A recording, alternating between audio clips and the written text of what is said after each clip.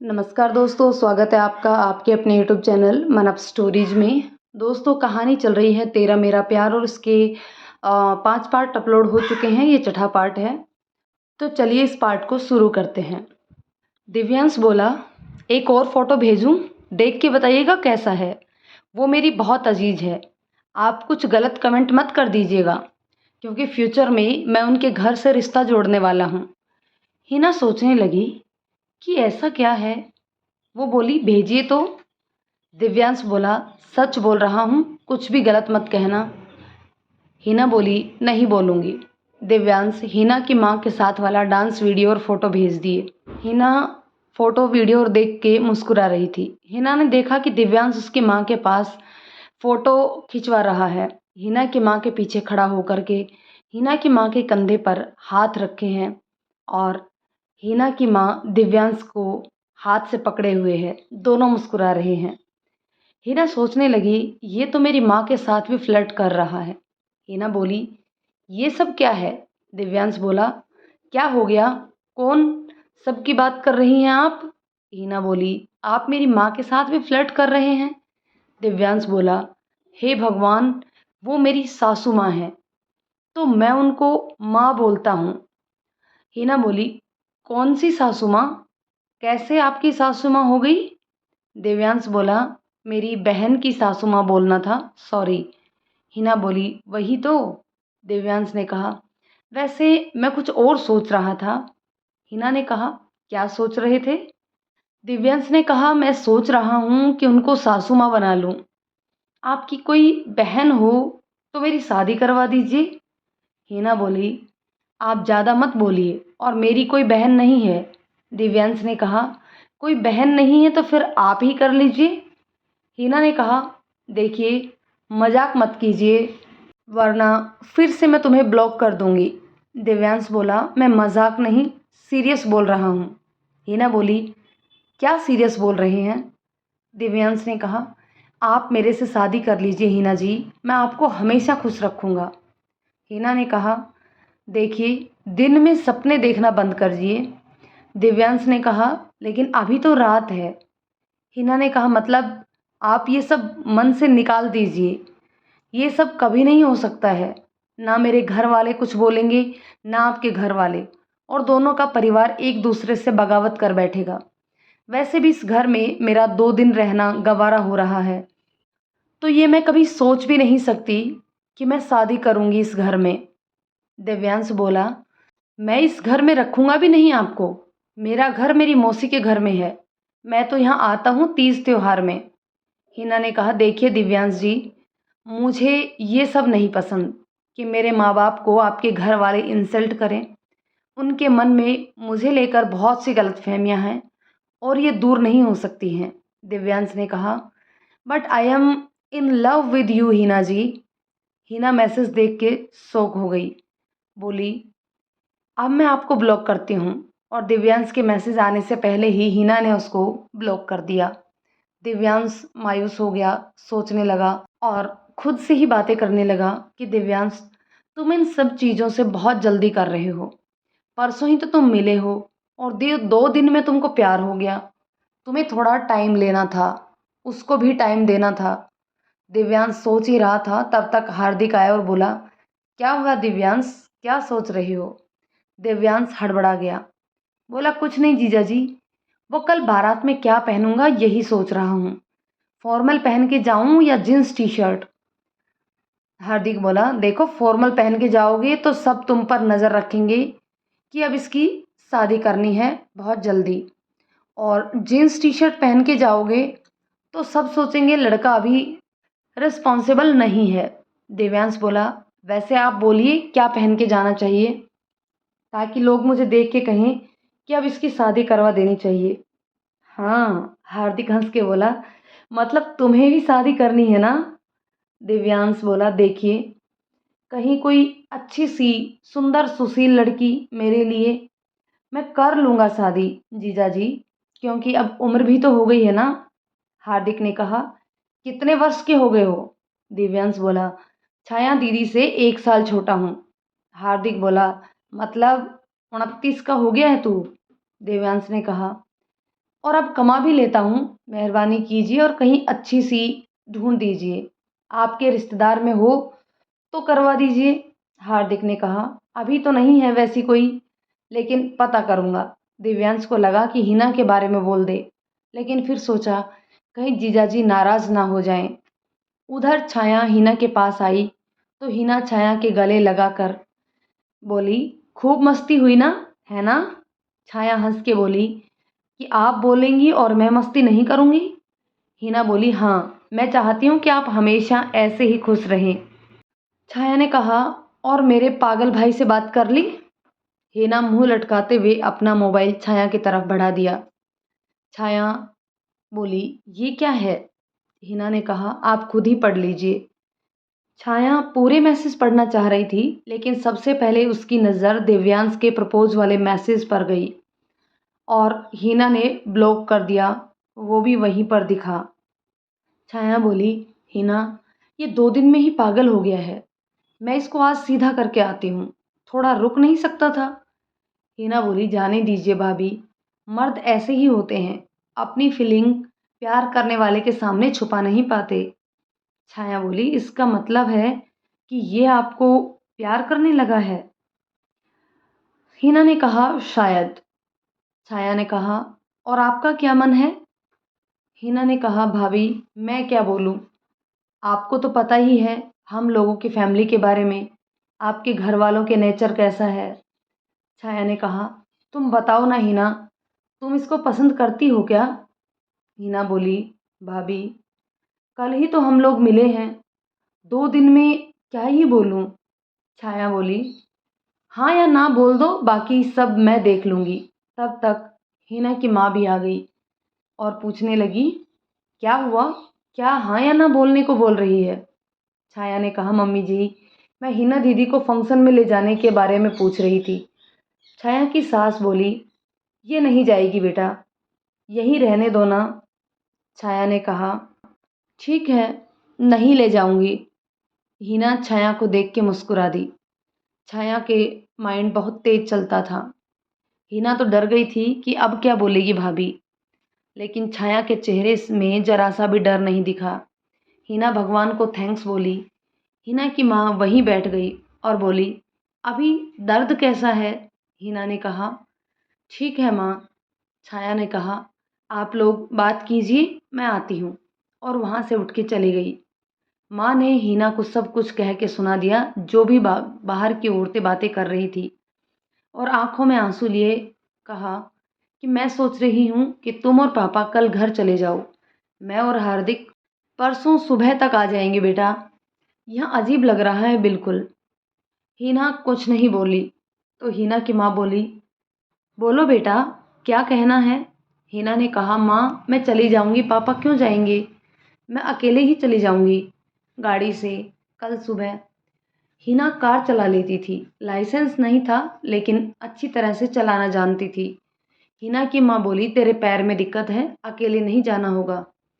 हिना ने कहा, लेकिन पापा अगर शादी में नहीं रहेंगे तो भाभी के पापा नाराज हो जाएंगे ना माँ?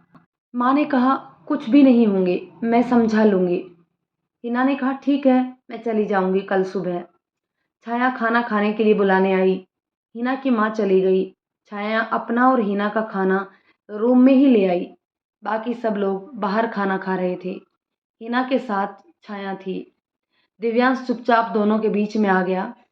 छाया बोली, निकलो अभी यहाँ से, तू ज़्यादा बड़ा हो गया है क्या? छाया मजाक में बोल रही थी। दिव्यांश ने कहा, ऐसा क्या कर दिया मैंने छाया दीदी? हिना और छाया दोनों हंस गई। छाया बोली, आज बड़ा प्यार आ रहा है तुम्हें दीदी पर। दिव्यांश बोला, अब सब तुम ही तो हो ना। छाया ने कहा, देख, बड़े सपने देखना बंद कर दे, वरना तुम्हें पागल घोषित करके पागल खाने में भेज दूंगी। दिव्यांश ने कहा, मैं भी खा लूँ क्या साथ में खाना? छाया ने कहा, नहीं, अभी प्लीज़ तुम जाओ, मैं तुमसे थोड़ी देर में बात करती हूँ छत पर आकर। दिव्यांश बाहर निकल गया। हिना बोली, बेचारा खाना चाहे लेकिन आप खाने नहीं दी। छाया ने कहा, अच्छा, मतलब तुमको बहुत तरस आ रहा है मेरे भाई पर? हिना ने कहा, कोई खाना मांगे तो देना चाहिए ना भाभी।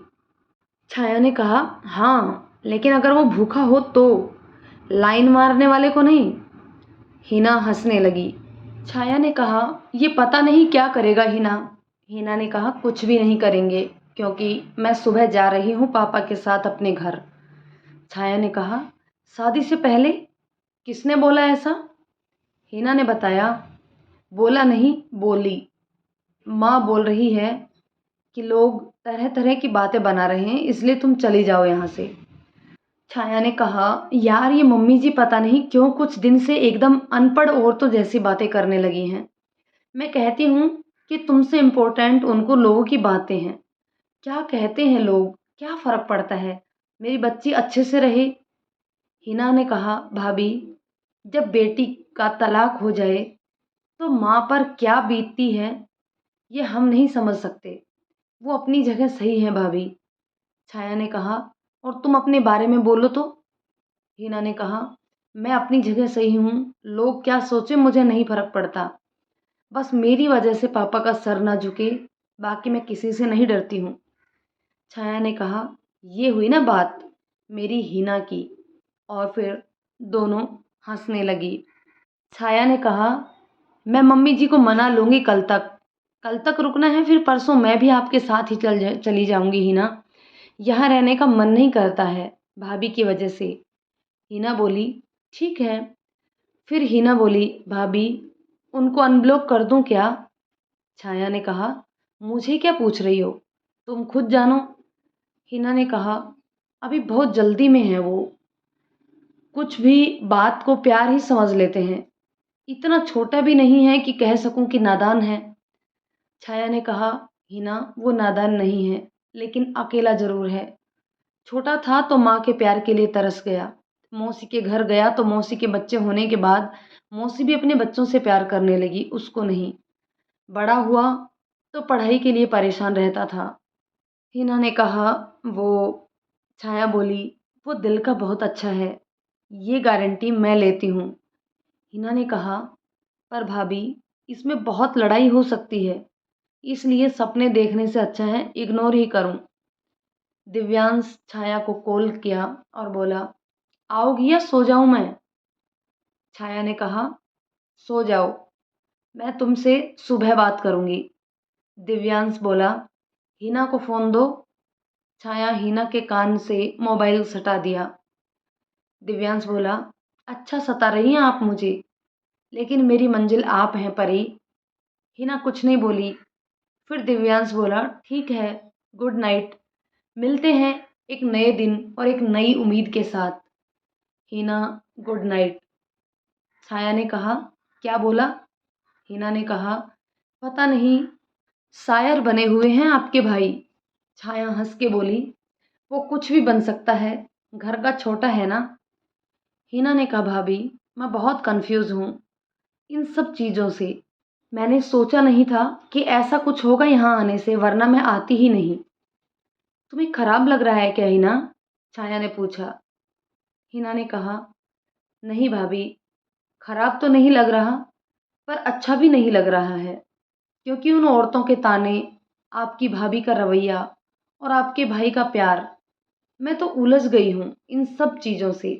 छाया ने कहा, ठीक है, मैं दिव्यांश को बोल दूंगी कि वो तुमसे दूर रहे। हिना ने कहा, मैंने ऐसा कब कहा? छाया हंस के बोली, मेरे कहने का मतलब है कि तुम्हें थोड़ा सोचने का टाइम दे, तुम्हें परेशान ना करे। हिना ने कहा, थैंक यू भाभी। छाया और हिना ने खाना खाकर ख़त्म किया ही था कि हिना की माँ भी आ गई। तो हिना मोबाइल देखने लगी। उसने देखा कि 4 कॉल आई हुई थी, लेकिन नंबर ब्लैकलिस्ट में था, इसलिए पता ही नहीं चला। हिना ने देखा नंबर दिव्यांश का ही था।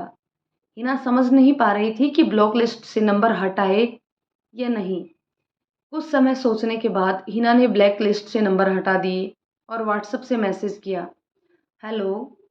दिव्यांश सो रहा था। जैसे ही मोबाइल के मैसेज ट्यून सुनाई दी, तुरंत उठ गया और मोबाइल देखा तो हिना का मैसेज था। उसकी मानो तुरंत नींद गायब हो गई। दिव्यांश बोला, आपको भी मेरी फिक्र होने लगी है ना? आप तुरंत ब्लैक लिस्ट से नंबर निकाल दी। हिना ने कहा, बहुत ज़्यादा खुश मत होइए।